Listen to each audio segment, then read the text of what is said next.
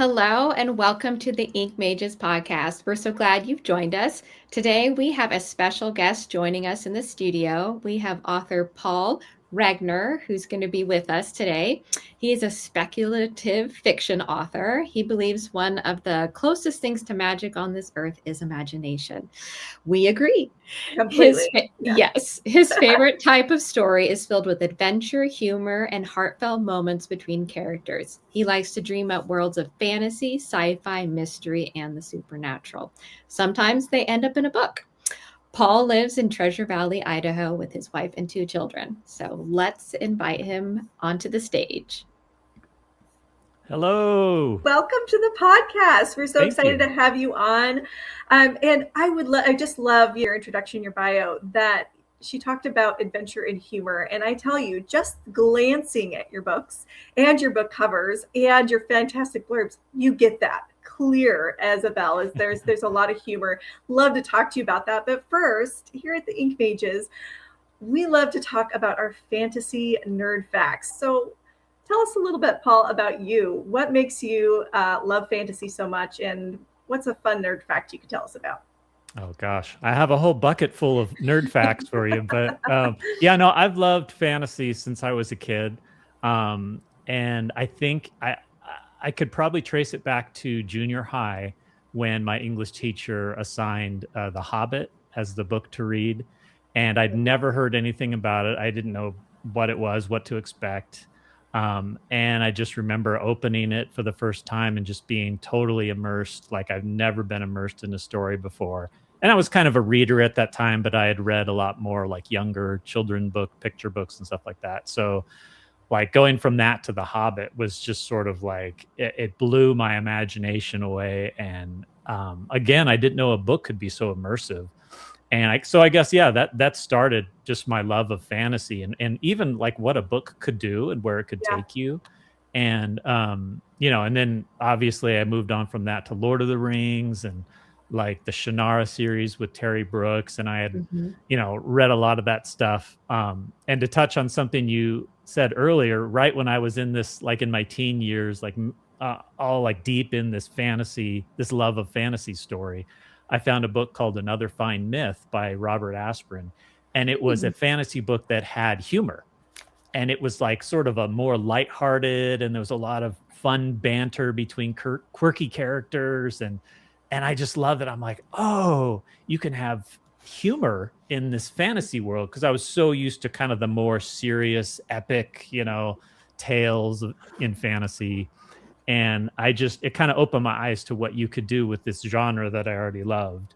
And I'm like, okay, humor, that's interesting because I love humor. Yeah. So that's kind of what I write now. But that was sort of the beginning of just opening my eyes to like what you could do with that genre. What was the name of this book? It was called Another Fine Myth. Fine. Okay. Yeah, Another Fine Myth. It's by Robert Asprin. And that became a series. I think he wrote something like 10 different books. They're short books, but they were real fun for me as a teen. I mean, they're a little, they're for a young reader, obviously, but for the time it was perfect for me and they were just so much fun. Yeah, I love fantasy stories that blend the humor with the adventure. Yeah. We need levity, and we want our heroes to obviously struggle and go through those character development struggles, but like, please allow us to laugh and banter along the way. Oh yeah. One of my favorite movies too is like Princess Bride. And that, to me, that combined it, in the greatest way, right? You had this great adventure and there was like moments of like seriousness and moments that were actually like very touching, but then it was also like super funny. So I love when you can work all that into a story. It's like, I'm sold. It's gold. Yeah, right? I love it when you find those stories that they resonate. They knock on the door of something inside your own, spirit, what you were created for. And you read those books and they just draw something out of you and they inspire you in a way that you don't expect. And they're little nuggets, like The Lost Princess by George MacDonald was that book for me, just picking that up and going, oh, stories can be so much more. It like put my imagination into a different realm of Mm. what I thought was possible with storytelling. And so Hmm. I absolutely love those magic moments. And I'm definitely going to recommend these books for my son. I think he'll love them. Yeah. So, Yeah. Narnia was like that too for me, kind of just swept me away into this yeah. other world of, fantasy. And just I love books like that. And it's Yeah. amazing too. Sometimes like I can even go back and Narnia is still great. Like Mhm. even Mhm. as I'm older now, it's like I can still enjoy it. And that's hard because sometimes I go back to books that I loved as a kid. I'm like, oh, okay. Yeah. How did I like this? Yeah. Or it just doesn't resonate as much, so so it's pretty amazing when a book can like hit you at any age. Yeah. Yeah. Mhm. I think Narnia was that introduction for most of us, and then we discovered Lord of the Rings. Hmm. So with your books, you obviously are blending humor and adventure, and I know that you said behind the stage that you're working on middle grade more. So Hmm. can you tell us a bit about the agency of magic and mythical Ah, creatures? yes, I have a visual aid for this. There it is. Woo! There's the cover. Beautiful It cover. is beautiful. Yeah, the Agency of Magic and Mythical Creatures. This just released late last year, Okay. and yeah, it's a middle grade portal fantasy. So it starts out with a brother and sister, and they're at a Renaissance fair, and they're walking amongst all these people cosplaying, and all of a sudden they run into someone whose costume is just a little too realistic. You know what I'm saying? So This is great. so long story short, they get tangled up and swept through a portal into an actual fantasy world where they have to learn like how to deal with real life fantasy creatures and characters, and they're just trying to get their way back to their normal world, and they meet some quirky characters along the way, like a small golden dragon the size of a rabbit, and Oh my um, an gosh. ex assassin, and just A and pocket dragon. that's right, pocket dragon. But yeah, it was a lot of fun, and again, it's sort of a little more lighthearted, humorous, which is kind of like that's how I found. I feel like I'm a good fit for that middle grade audience, Hmm. and especially because it feels like when boys are still reading, I feel like once Mhm. they cross that 13, 14 year mark, they end up more. I mean, generally speaking, of course, Yep. but a lot of times they shift to like video games and movies and things like that. So I wanted to write while they're still reading, because I remember I was reading a ton when I was in middle grade or junior high, as I called it when I was that age. But yeah, I had a lot of fun, and when I was writing other fantasy books, I found a lot of the responses I got were from like a middle grade age reading audience, where they seem to be almost the most enthusiastic. So I'm thinking like, Mhm. oh, why don't I just like lean in and write straight for that audience? So my second middle grade fantasy book should be coming out like in a month. So yeah, I'm really loving that audience in that genre. So just yeah, enjoying writing for it. Is this book another one in this same series, or is it just a totally new universe, Totally new new. story? Yeah, yeah, totally new. Yeah. I'm not ready. I don't want to do I can't I haven't like announced anything yet. So Right. All you right. know, but yeah, it should be coming in a little over a month probably. But yeah, it's going to be How another exciting. middle grade portal fantasy, same like lighthearted adventure humor. So yeah, I'm really enjoying writing those type of books lately. Was there anything in particular that inspired the agency of magic and mythical creatures, Kyle and Kenzie, Yeah, yeah. that really started causing that story to kind of stir up in your imagination? Yeah, it was well, my own kids really. I have a son and a daughter, and I've really loved watching them be able to like have a good sibling relationship, because that doesn't always happen. It's true. Sometimes like, you'll have siblings and they're at odds with each other, and I just was so grateful that for most of the time they had like a pretty good relationship with each other. And we'd even like when we'd go out, they'd kind of have this camaraderie, and I thought like, wow, that's like so Mm. awesome. So that kind of inspired me, like I want to write about a young brother and sister who, at that age, it's almost like it seems like, oh, I want to kind of go hang out with my own friend group, and you go hang out with your friend group. And typically it's a time when you could start to like kind of go your own ways. So Yeah. I liked it that they kind of stayed close with each other. So I kind of thought like, oh, I kind of want to mirror that, where almost like they're at that point where maybe they're kind of starting to think like, oh, I don't want to hang out with my sister. But then you're on a fantasy adventure together, and it kind of bonds you together and through this adventure. So I kind of like that aspect of it. This adventure brought them together in a unique way. I love that. Some of my favorite, it's funny. I always think there should always be a good love story in every book, but sometimes we forget about like the best friend love story and the sibling, camaraderie story that really does something to us, something about sacrifice and loving one another and choosing the other that is just so powerful in storytelling. And it's just one of my favorite things ever. I love the sound of this book, and I want to hear a little bit about the dragon. Yes, dragons are my favorite, and I'm totally curious. Yeah, no, the dragon was fun, and some of the feedback I've got some people are saying like, "Oh, he's my favorite character." And Faltrinor is his name. And they accidentally, he's one of the things that brings them into this fantasy world. They find this like sphere, and they accidentally unlock it, and out comes this golden dragon.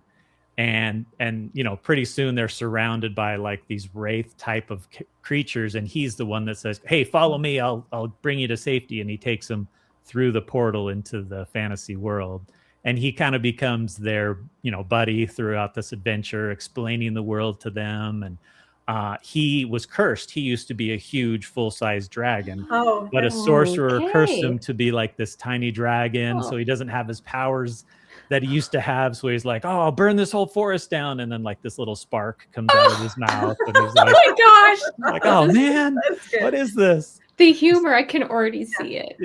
"Oh, I could fly us through these trees so easily, in years gone by." And meanwhile, now he's like barely fluttering like a hummingbird. So oh my gosh, it's just it was easy to have a lot of fun with a character like that. So so he's a fun character. How old is this dragon supposed to be?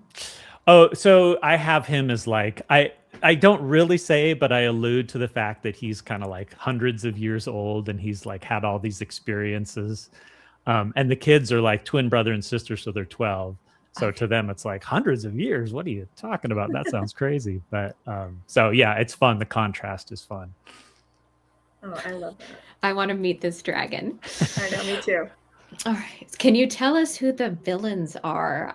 Do you have I hear you, there's a necromancer and possibly an undead army? Yes. Is this correct? That piqued my interest. I love undead armies. I don't know why. I think they're great. So I definitely want to know about this. Yeah, the villain is a necromancer with designs of just kind of like taking over the region with her army of undead. Ooh, her. Ooh. Yes. So there's armies of skeletons, there's armies of zombies, and so like as this brother and sister are venturing in this world, they come upon like battlefields that are just littered with like bones, and armor, and they're like, "This doesn't look right." There's not bodies here, it's just skeletal remains. Like, what is happening? And and then that's where the dragon comes. "Oh yes, skeletal armies, they're normal around here." Wait till we see some zombies. And they're like, "Zombies," so fun stuff like that. Yes. And so obviously they get swept up in the mix of not only returning to their world, but first they have to help save this world before they can get back to their own. Well, I know a lot of people whose this story would appeal to, especially because of the zombies. Yeah. And it's middle grade, so it's not like I never get too gory or weird or anything like that. So it's more just the adventure of it and the fun, and It does sound adventurous, and it does sound fun. It just kind of, even looking at the cover, it kind of drips with that feeling. And I'm excited to get this book for my kids. I have a 13-year-old and a 16-year-old, and I just think that they would love this perfect book. Yeah, it is. It's perfect. So what are some of the themes that, especially in this particular story, that you really like to resonate with your readers? Like a lot of times I think you can present a theme through outside characters.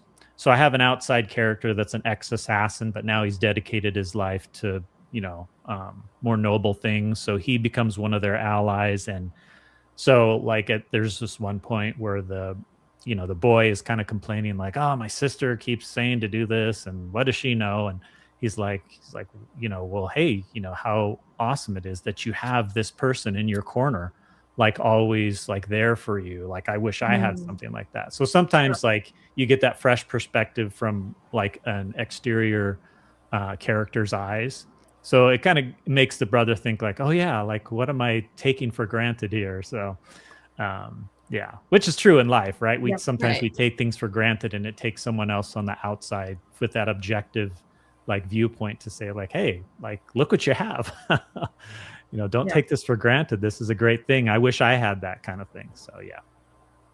I love. Sounds a little bit like there's a found family trope going on, and Yes. those are my favorite, especially when it comes to middle grade and young adult stories. I'm always like cheering on when they get someone new, a new ally that is going to become a trusted confidant or someone they can rely on. I think I do that with all my stories. I love found family too. Yeah.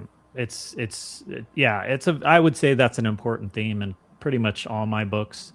Because I think that is important. Sometimes not everyone has that close sibling or family ties Yeah. necessarily. I mean, you always want to try to work at that, but when you can find friends and people that can bond with you and support you and go through life with you, it's very important because you don't want to go through this life on your own. You need that friendship and those bonds to help you through.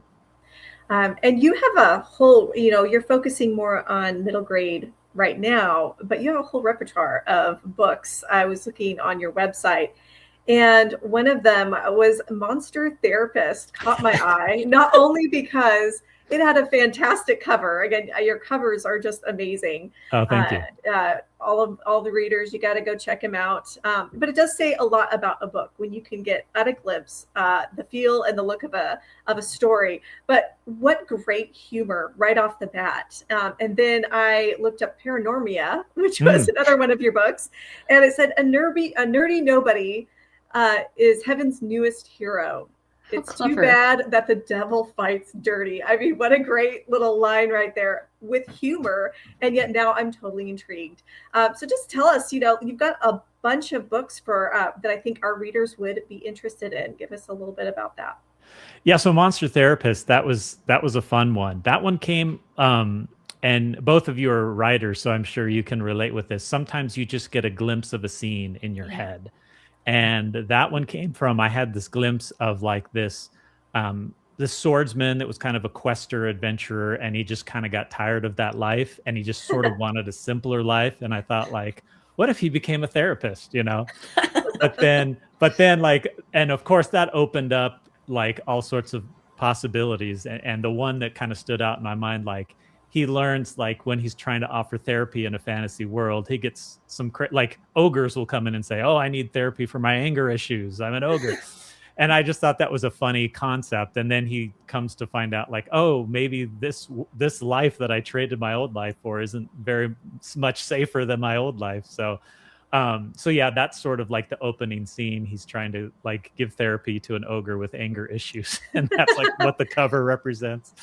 But yeah, then he eventually gets swept up in like an old mentor trainer of his is captured, and so he's got to get the band back together and go Mhm. try to rescue him. But along the way, as he's learned all these different therapy skills through his new job, he helps out his fellow adventurers. Because you think if you're out there in combat, you're going to have some PTSD, and you need to kind of like work Yeah. through these things. So I thought it was sort of like a natural match. So he's kind of doing double duty along the way of the adventure. Um, and the other book you mentioned, Paranormia, that was I wrote that right after, because I started with a science fiction trilogy. That's how I kind of Mm. first broke in, and that was like I went through a traditional publisher with that. And then this urban fantasy, like sort of a supernatural spiritual warfare book idea came into my Mm. head. And I was so excited about it because I thought I was going to write another science fiction book or something. But that I couldn't get that thought out of my head. And my perspective as an author is like, go with the idea that you're most excited about, Absolutely. Yes. because that excitement will carry you all the way through the book. Because I've tried it where it's like, okay, I'm excited about that, but I've got to do this other thing that I think is more marketable or Yeah. whatever. Then you're just going to trudge through it. Meanwhile, that Mhm. great idea is in the back of your head nagging at you, like, write Yeah. me, write me. Yeah. And you're not going to be able to just do a good story that way. I don't Yeah. think, at least for me, that's how it works for me. So anyways, I wrote it. My publisher was like, oh, I thought you were going to write a new science fiction book. And I'm like, yeah, me too. But this is where I went.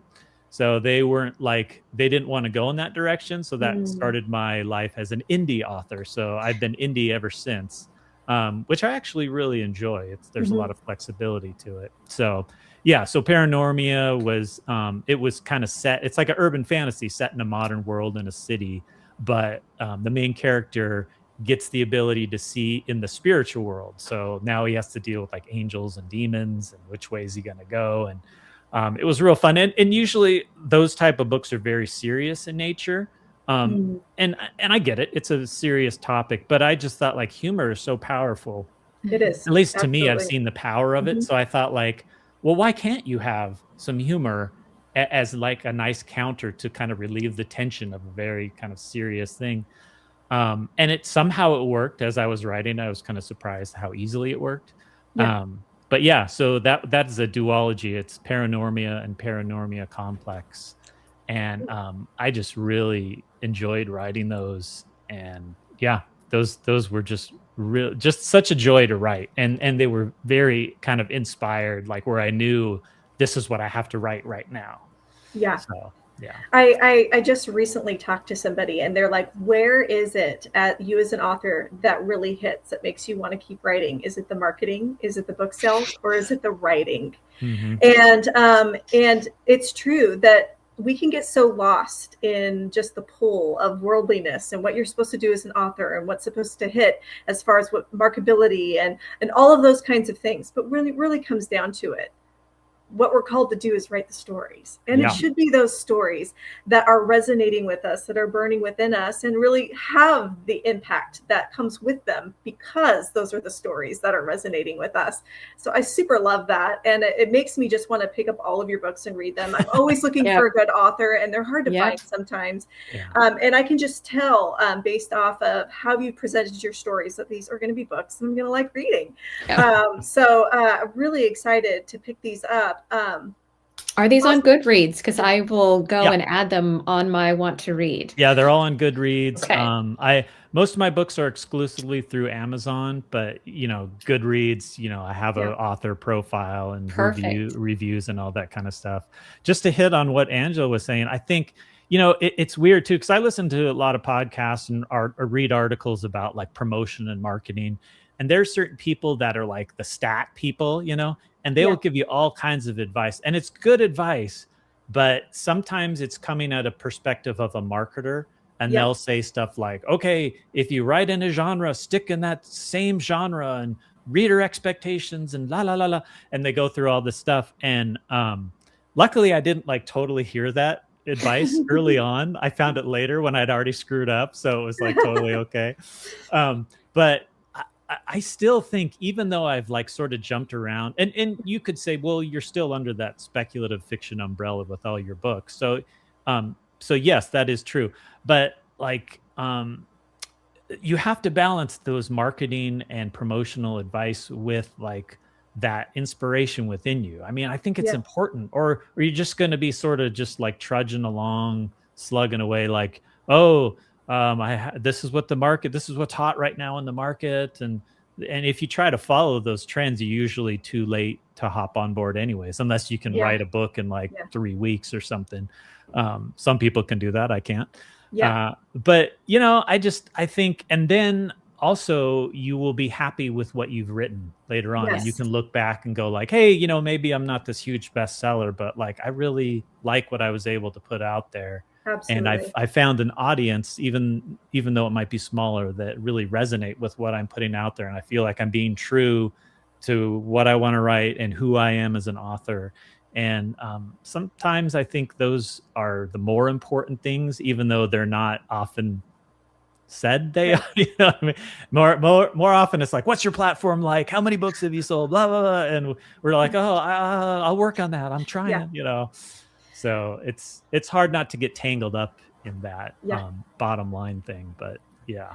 There Not is that I'm kind of against it. I would love to right. sell a lot, but Yeah, right, exactly. I mean, there is a balance, and yet at the Yeah. same time, you don't want to idolize this idea of Yes. being commercial and Right. marketable, and then not have stories that really make impact. You know, so that's what happens. You know, you even look at, you know, you hate to get political, but like Disney, where you're not expecting good stories anymore because they're just producing, they're just producing churning them stuff. out. Yeah, And you're like, oh, I miss the days when I would watch a movie and really expect it to affect me because the story was really good. The characters were well developed. And so you don't want to get on that bandwagon where that's what you're producing, because success and book sales are what's become more important than the stories. A good story and a good theme. I've read books recently that were to market, and I'm like, that blah. Yeah. I didn't love the characters. There was no takeaway. They're like, I worked in all the tropes. I checked all the boxes. Like, I can tell as a reader that you checked the boxes, and it was obvious. You know what it is? I will tell you, I think I found a way to try to do both. And that sort of goes with this middle grade fantasy kind of direction I've taken recently. It's kind of like, as you're writing and putting out books, you will get feedback from readers, whether you have early ARC readers or beta readers, or, or when you release it, you'll see reviews and stuff, but you'll kind of see who your audience is. And one of the decisions that kind of directed me was I got a lot of positive feedback from sort of that middle grade age range, where it seemed really enthusiastic, where I might get like, people from many different ages have said like, oh, this was cool. But then the middle grade reader was like, this was awesome. I love it. Oh my gosh, when's your next book? And I'm like, okay. So in other words, I'm still writing what I want to write, but I'm also responding to the marketplace.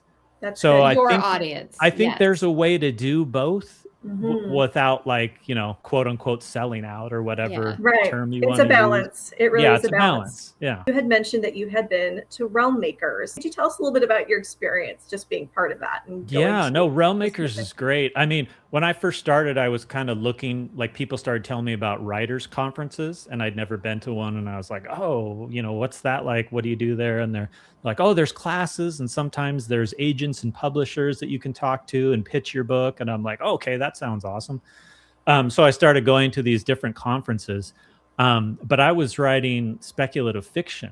So I found like, oh, not all these conferences, like I'd go to one and like, oh, everyone's writing like historical fiction and suspense. And there's one like acquisitions editor that might be interested in a fantasy book. It's like, oh, okay, I'm at the wrong conference. Right. So when I found Realm Makers, they specialize in speculative fiction. Yes. Wow. And it has like, it's a faith-based organization, even though they're kind of open to a wide variety of authors that want to show up and editors and publishers and whatnot. But I really liked the camaraderie I found there. So I've been 3 times, and just being able to connect with people. Even if you don't have books to pitch necessarily, like I've pitched there as well, but also just like the classes were really good, and you being able to connect with other authors can be great because, let's say you're looking for a critique group, you could meet someone who's like, oh, wow, I really like your books. And like, are you in a critique group? Because those can be really great, because this writing journey can feel very isolating sometimes. You're sitting there alone on your keyboard, and you're like, is anyone listening to me? Does anybody care? So it's great to be able to find other authors, especially when they're interested in the same stuff as you. Like, you could be walking by a table at Realm Makers, and you'll hear people talking about Star Wars or Lord of the Rings, and you're like, let me in on this conversation. I have stuff to say. So it's really fun in that regard, because you're learning about the craft of writing, but you're also like geeking out on these great speculative fiction topics. And I've really enjoyed going to the conference. And I think they have a online component too. So Yeah. even Yeah. if you can't go in person, because sometimes travel costs are expensive, you could sign up for just like the online version.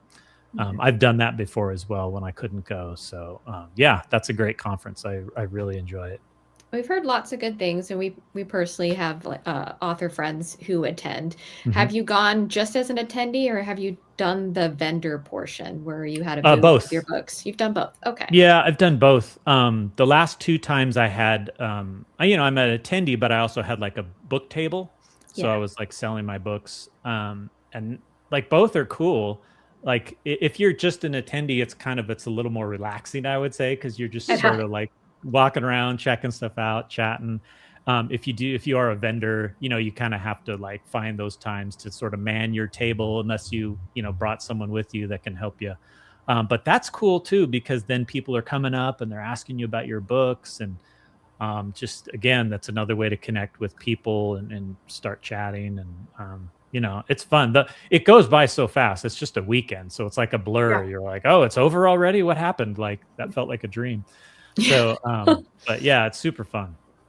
Yeah. And I feel like it does have some impact too, because I actually asked you about Realm Makers before we started the interview, because I had seen your books Hmm. on Realm Makers. So I was like, Mhm. did you go to Realm Makers? I saw the cover of your book. It was one Yeah. of your science fiction books.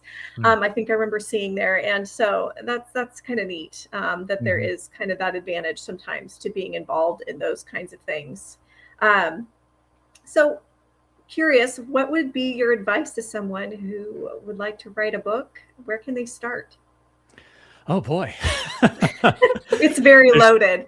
There's so much to learn. Well, okay, so I'll start with a piece of advice a friend gave me when I was just getting started, and I kind of felt overwhelmed. Like I had written a bunch of like short stories, stuff like that. So I remember it was like my first try to do like a full novel, and it was kind of Yeah. like this daunting task in front of me. So I was talking to a friend of mine about it, and he goes, "Can you write like a page a day?" And I'm like, "Well, yeah, I could write a page a day. That doesn't sound so bad." And he goes, "Well, at the end of a year, that's a 365-page novel." And I'm like, oh, and just Yeah. kind of Wow. Yeah. clicked like, oh, I Perspective. could do this. When you Yeah. break it up like in Mhm. bite-sized pieces, you can really, it kind of takes away that like looming, overwhelming feeling. So that would be the first thing I'd say. I would say also like critique groups are really good, especially for early writers, to be able to like present your stuff to other authors, Yeah. and they can kind of give you feedback on what works for them and what doesn't. And writing craft books are really good. There's a lot of good ones out there. Um, Gosh, I could probably go through a list of a bunch of ones that I liked. Oh, it was Plot and Structure by James Scott Bell is a good one. One that I really loved recently was Story Trumps Structure, and that's by Mm. Stephen James. And that's a book for discovery writers. Sometimes you call them pantsers, like seat of Yep. the pants writers, or That's me. organic writer. Are you okay? Yeah, cool. Yep. Me too. Me too. Yeah. And because sometimes you'll come across a writing craft book and it's written by like a plotter, Yep. and they'll That's almost tell. Oh, are you okay? yeah. So so you'll see these books, and sometimes it'll be like, oh, well, I used to be kind of a pantser, and then I grew up and became a plotter. They'll almost like put it down, like, and they'll even like have these chapters where like, even if you are a discovery writer, just try this. I think you'll find it's much better. Like they're scolding you or something. Oh And man. and I've tried those. I have tried to outline, I've tried to plot, and I just can't do it. Like I Mhm. need to write and figure it out as I go Yep. along. Yeah. And Yep. I discover these characters and I'm surprised along with them. And I feel Mhm. like it keeps my writing fresh and interesting. And like I'll purposely like throw my characters down a dead end, like where they can't get out. And I'm like, and they're talking to each other. How are we going to get out of this? And I'm thinking, yeah, how are they going to get out Yep. of this? I don't I've really, been there. but it forces you to be Yeah. creative, right? Yeah. And Yes. that's part of the Mhm. fun of writing, and you come up with these cool things that you didn't even like think of before. So Story Trump Structure is a I great like book that. that just says like, hey, you're not this isn't something you have to overcome. This is something you can Right. dig into and like get better at. But he also says, like, now here's what you can learn from the plotting perspective. And these are some of the things that are sometimes weaknesses of the discovery writers. He calls the organic writers, same thing. But he goes, so, keep with your method, but keep these things in mind that sometimes trip us up. So really, that's a really good one. But so if I'm giving out resources, a great resource I found is Kindlepreneur. I think it's .com. But if you look up Dave Chesson or Kindlepreneur, he's the guy that came up with Publisher Rocket, which is a great like marketing tool. I don't know if you get, so Angela it's knows. a great resource. Yes. Great resource. But his website, Kindlepreneur, I think it's .com, is full of like free articles and videos and all these resources on all different types of topics for writing and publishing and marketing, and just a real wealth of information that's free. And it's just a great starting place, I think, especially if you're an early author that's just getting started. So love that. That's great. I love that I never heard of that book for, like you said, pantsers, people who want to, and I'm going to check it out. I'm a writing coach, and I don't know how many people do write that way. And I don't want to change the way you're meant to write is the way you're supposed to write, and giving people that equipment to be able to write the way that they tell stories is the best thing you can do. So I'm really excited about that resource. I'm definitely going to check that out. So tell us where people can find you, find your books, more information about you, and follow you. My author website is pauljregnier.com. And the last name is spelled Regnier. So pauljregnier.com. That has links to all my books and, about me and things like that. All my books are on Amazon. Most of my indie books are exclusive through Amazon. So if you are a part of like Kindle Unlimited, you can, just log in and read them for free if you're already part of that program. And audiobooks, paperbacks, Kindle, whatever you prefer, whatever format you prefer. I have all my books on all those different formats. So if you look up my name or some of the books we mentioned on Amazon, you should be able to find me. Perfect. That's amazing. Thank you so much for being on our show. Thank you. We are excited to interview you. We definitely were not disappointed. We had so much fun. Excited to jump into your books. Thank you. To all of our Ink Mage followers and listeners, please check him out. Go buy one of his books, especially, again, if you got Kindle Unlimited, you got a free resource right there to check out an ebook. Get The Agency of Magic and Mythical Creatures. I'm excited to buy that one. I'm actually maybe even buy it today because my kids are in that reading zone right now, and I'm excited to give them a new book. You finish Wing Feather, now what? Yes, that's perfect. We need a new story. And so excited to get that. So please check him out. Give him support. Follow him. And thank you for joining us. Leave us a like, a comment. Let us know something that you would like us to talk about here on the Ink Mages, and we will see you next time.